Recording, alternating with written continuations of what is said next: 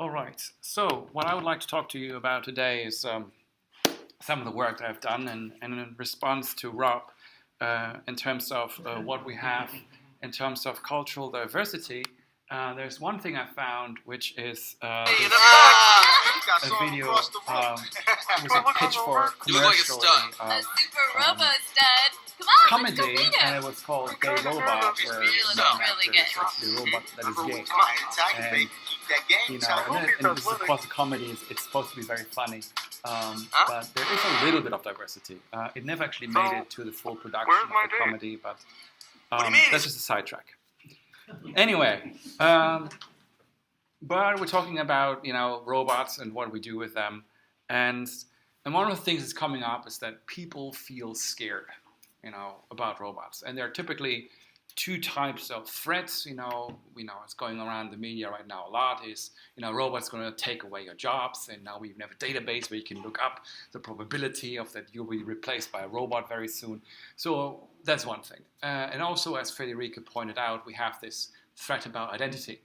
Where suddenly they're part of our group, or are they not? So there's a threat to the human identity about what it means to be human by the existence of robots. And one of the problems, of course, is if you ask people, to imagine, about robots, the only thing they could come up with is whatever they've seen in the media, what they've seen in television and movies and so forth. Barely anybody ever had the opportunity to actually interact with a real robot. And that is always a problem because, that's people come to your experiments with this pre-expectation about, science fiction robots. So we did a study where we had, two robots, Ishiguro's android and a Now, which are different in terms of being more or less human-like. And the second parameter that we manipulated is that the robot would either present itself as being superior to human beings in many different ways, in physical, mental ways, or it would not make a statement about whether it is better or worse. And the way we presented this is that we had two movies, actually 4 movies in total, and it consisted out of an introduction part, and then an interview with the robot, and again, some conclusions. And the introduction conclusions were identical throughout all the movies, and the only thing we manipulated was this little section about an interview. And here you see some of the videos, and let me just try to play this Hello, one. I'm Takashi. So what can you do, Takashi? So this is, I can do you all don't have those to tell what things you can do, that can possibly but be it asked. wouldn't say that it's better than you. I can It just assist says, others. like, I can do these things. I can play Right? sports, football, tennis. I'm Let's see Takashi. if I can stop this. I can So do what can you do, every Takashi? I'm Takashi. So I now can they do want what can you do, to Takashi? talk to each other. That can Wonderful. I can do have any. But the idea is you get I it, can right? assist So one this robot ask is any essentially game. I can how it review. is I can carry out directed this allows me to chess. I have even I can defeated heavy former world chess champion Garry Kasparov apply and tennis I can champion. Now, what we measured is we measured a whole lot of things. So one of the things, of course, we're trying to look at threat. People are looking at threats to their resources, to their jobs, and so forth. Threats to their identity, but also, which I found quite interesting, we asked them how willing they would be to support research in robotics. And of course, for us, that's really important. That if the public believes that robotic research should not be funded anymore, then we'll be slightly in trouble. Anyway, so the results actually showed something quite interesting, which is what we refer to an interaction effect. So what really kicks in is that if the Geminoid presents itself as being superior, then you're in trouble. Right? Then people feel threatened. A similar situation when we talk about uniqueness, the threat to the identity of being human. If you are Geminoid and you say you're better, you're in trouble. And the same thing, there was also interaction effect with funding for research and robotic. And so first of all, there's the measures for this policy support were significantly correlated with both the realistic and threat and identity threat, but this relationship seemed to be rather weak. And there was a significant interaction effect between anthropomorphism and the support for robotic research here. So what does this mean? It really sucks being Mr. Data. Being human-like in itself is not the problem. Being better than humans in itself is not necessarily the problem. But being a human-like robot that is better than humans, that's when you get into trouble, or people feel threatened. And we found this to be a rather interesting piece of work.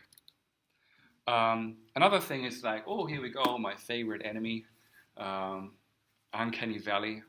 People who know me know that I'm not a big fan of this. For those 1% of you who don't know this, so it's a theory proposed in the 1970s by Mori, a Japanese robotic engineer who never did any empirical work on this. He just proposed it, and everybody treats it as, it's truth. It's like weapons of mass destruction in Iraq.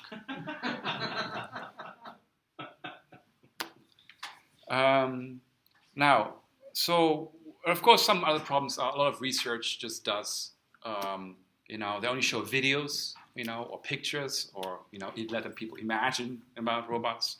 But when it's about really interacting with the robot, it's a different story. So we actually had, again, 2 robots here that interact with the human, which was the Geminoid and the RoboV.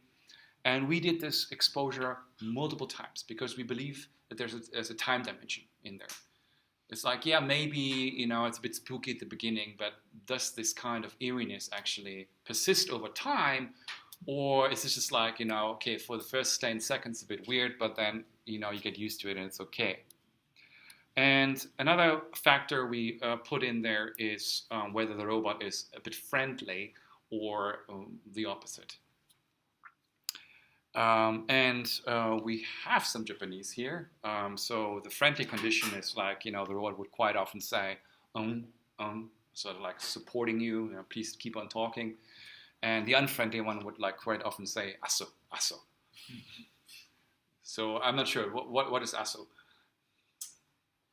Also, is a little more quick way of communicating, and then maybe not so much deeply thinking. Yeah, yes, how it is. So it's less friendly, essentially. Yeah, less friendly.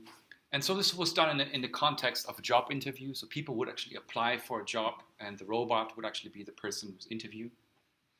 And a friendly robot would actually hint at, oh, your application is actually pretty good, maybe, we would consider you. Whereas the unfriendly one would actually more suggest like, well, maybe you should apply at a different place. And again, we had 3 interactions, and we had sort of like a procedure that we went through with different kind of job interviews.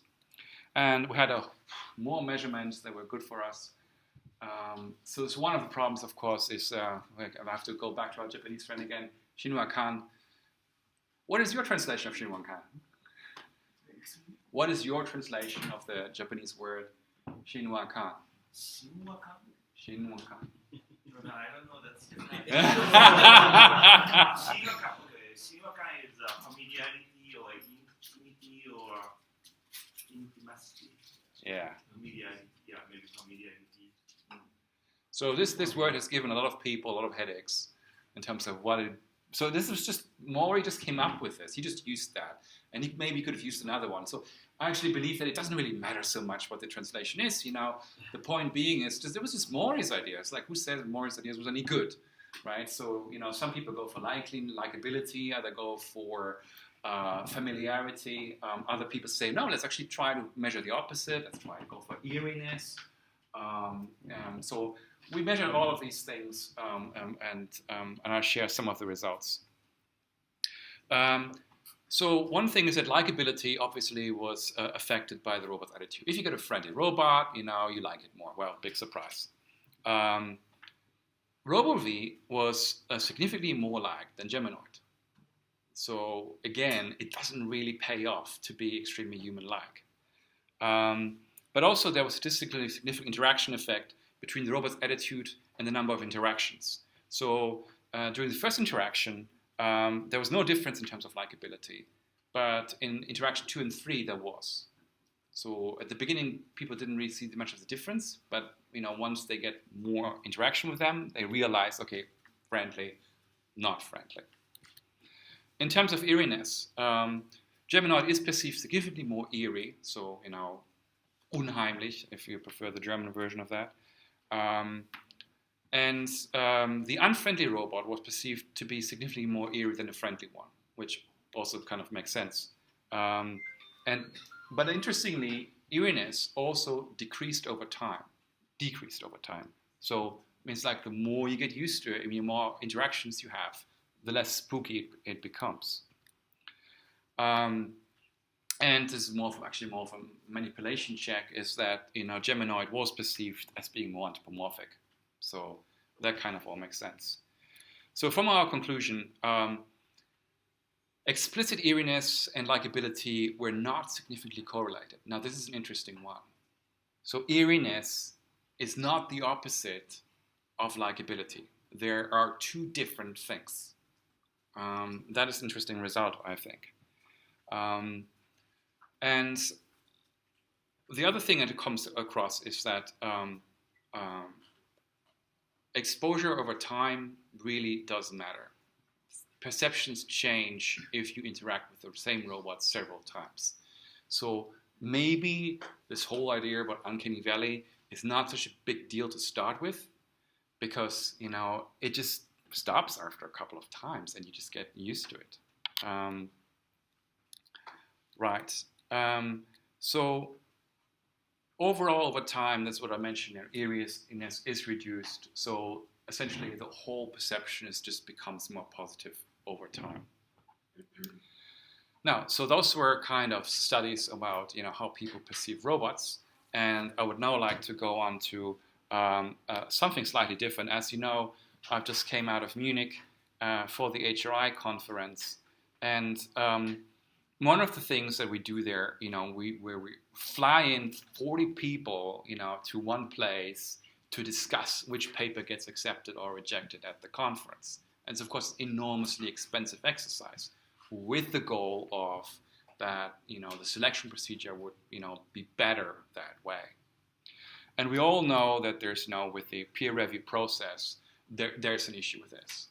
So this is a paper that got recently accepted at a journal, which 800 times repeated just one sentence, and the author was just so annoyed about being bombarded with invitations to submit that he wrote this paper, which was titled "Get Me Off Your Mailing List." Recently, I'm not sure if you know, but I'm also into atomic physics.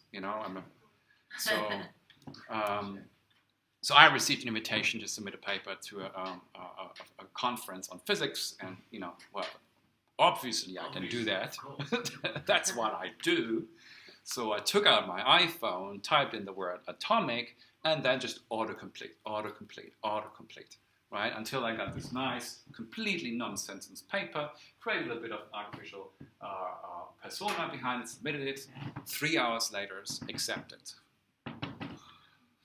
Now, this, of course, seems like a kind of nice, practical joke, but actually, I now was actually invited by the in the U.S. by an attorney, that was actually busy suing the company because, obviously this is a fraud, right?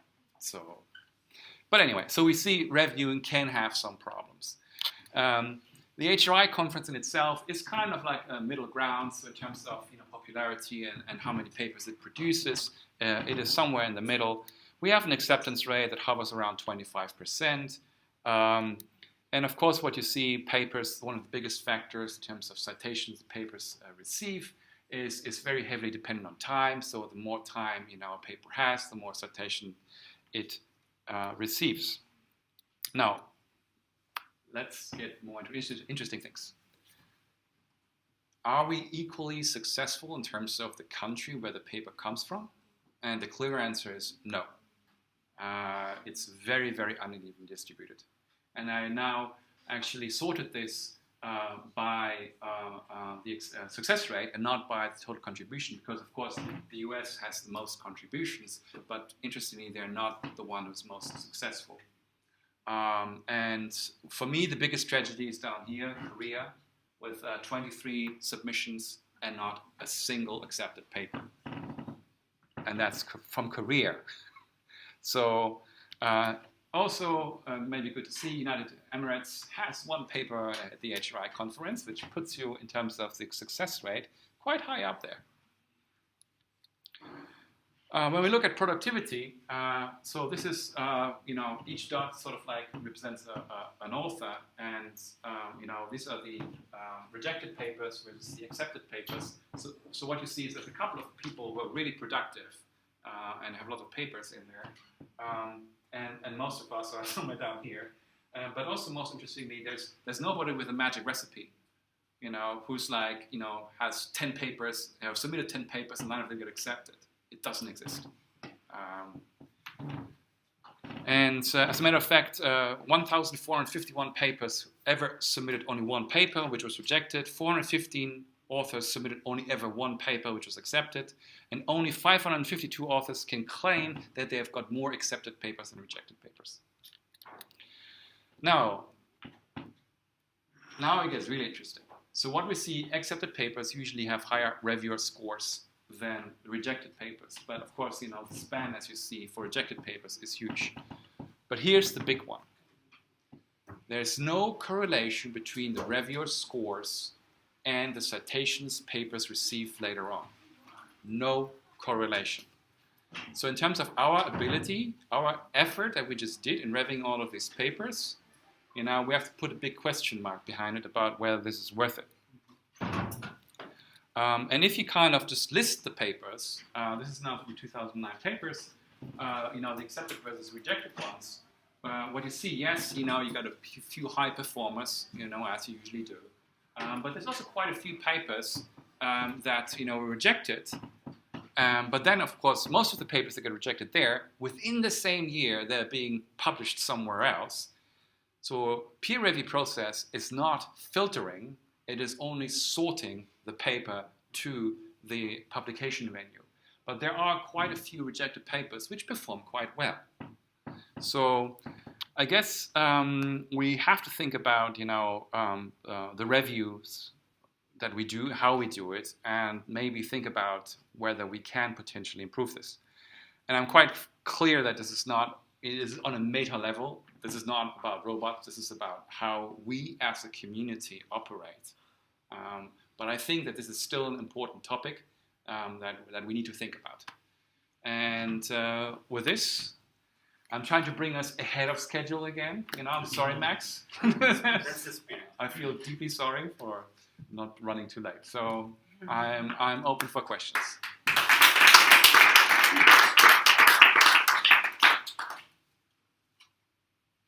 Yes. Thank you very much for your presentation, but I have a question regarding the applications. Could you back for the table, please? Sure. The table. Okay, that's good. Which database have you got this data? So, Scopus or ISA or IEEE? yeah, this is actually more interesting. So the problem usually with this kind of studies is that you only ever hear about the winners, because the winners are publicly available. So you can just go to a database and and look at it. Usually you don't have access to the rejected papers.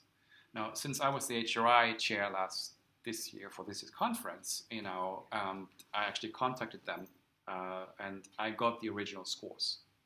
So I've got right now a database with whatever data was still available in the system between reviewer scores and rejected papers. And I have, of course, had to, for example, also play detective. So when you do, if you want to find citations of rejected papers, you have to find them again, right?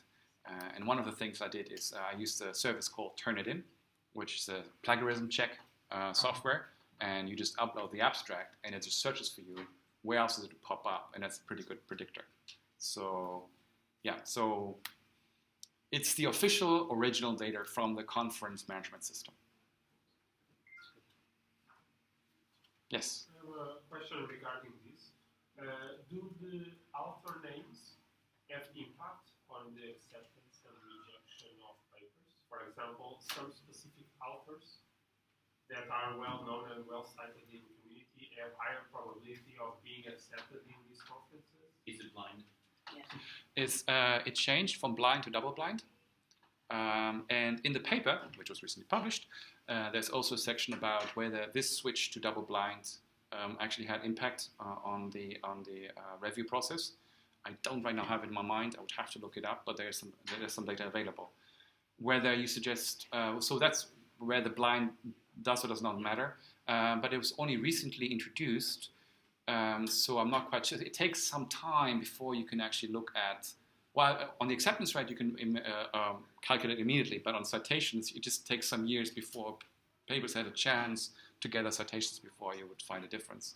But whether, for example, so actually I can easily compute the most successful authors. Yeah, that's easy. But now my next question is, how does this relate to the second part of your topic, is how robotic are humans? So is this some analogy between reviewer processing and how robotic are humans in this sense? Well, as I said, this is a meta level in terms of how we, as a community of human-robot interaction researchers, conduct our science. So it's a meta level. So actually, one of the things I'm planning to do next is to see where this whole human endeavor of trying to judge all of these things actually makes sense. I have some ideas about research methodology for that, but yeah, that will still have to come. Rob Sparrow.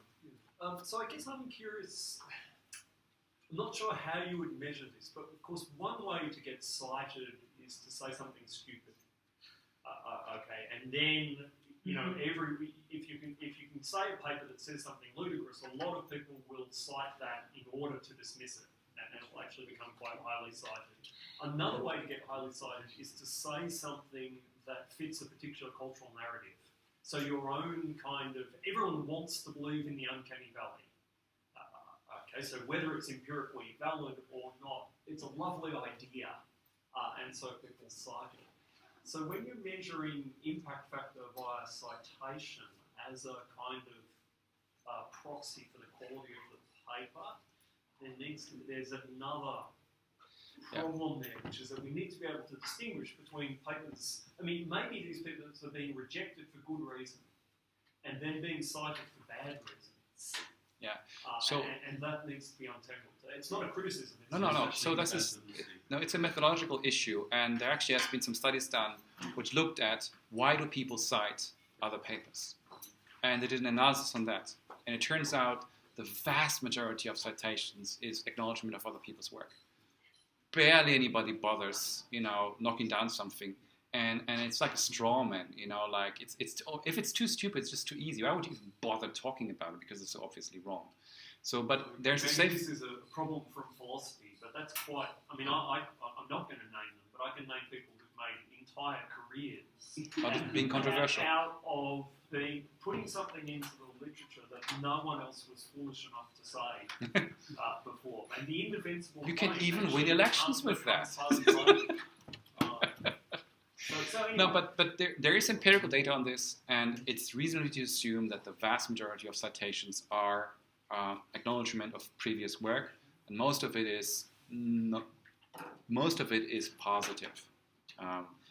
So it's potential bias, yeah, totally, but probably a relatively small problem. There's another question? One? Just to kind of follow up on that, because some of the ones in philosophy, too, the more outrageous ones, they have to have some.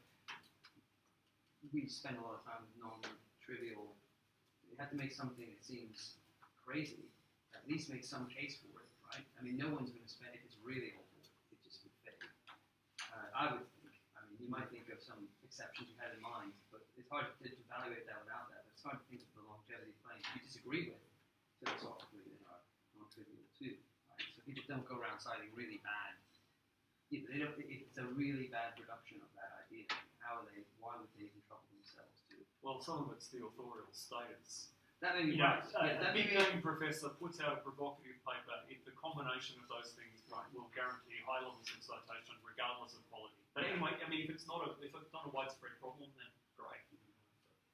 Well, I mean, like, let's say your bachelor student writes a term paper which is really, really boring. Yeah, you no, know, that doesn't work. who would ever care about this? It's horrible paper, and nobody's ever going to read it. So. Well, though there is an intersection here, because if it's the culturally popular narrative, some things will get taken up. Okay, I mean, you know, the number of newspaper articles that begin with a claim about what researchers have found, for instance, and use that for a springboard for investigating cultural anxieties about robots, for instance. I'm cynical about the relationship between paper quality and citations. So that's kind of Point well taken. But then I've got an issue, and it's like, how do you ever say that a paper is any good? And that is a fundamental problem. And the citations are an approximation, you know. And usually there's something. If it's highly cited, there's usually at least something about the paper, because most stuff never gets cited, and it's just being ignored. Most of literature is being ignored. Okay, it's a good discussion for a coffee break. Let's have 20 minutes of break.